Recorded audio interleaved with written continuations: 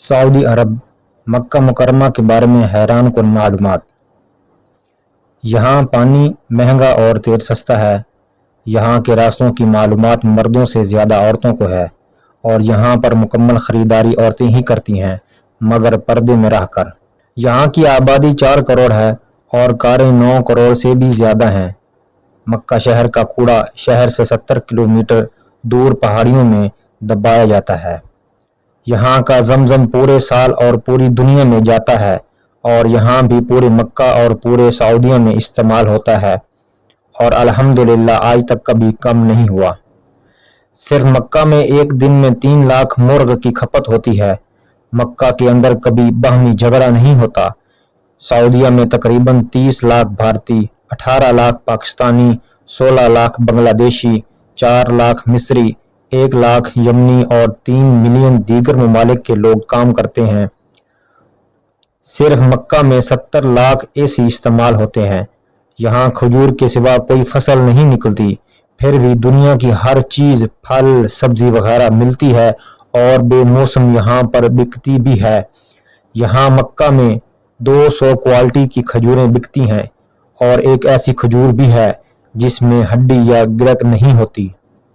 مکہ کے اندر کوئی بھی چیز لوکل یا ڈپلیکیٹ نہیں بکتی، یہاں تک کہ دوائی بھی۔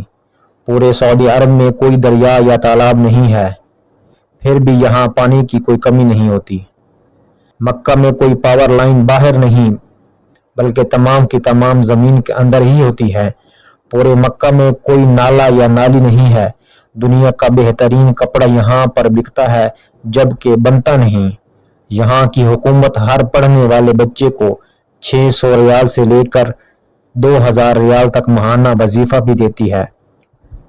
یہاں دھوکہ نام کی کوئی چیز ہی نہیں۔ یہاں ترقیاتی کام کے لیے جو پیسہ حکومت سے ملتا ہے وہ پورے کا پورا خرچ کیا جاتا ہے۔ یہاں سرسوں کے تیل کی کوئی اوقات نہیں، پر بکتا ضرور ہے۔ یہاں سورج مکھی اور مکئی کا تیل کھایا بھی جاتا ہے۔ یہاں ہریالی نہیں، یعنی درخت پودے نہ ہونے کے برابر ہیں۔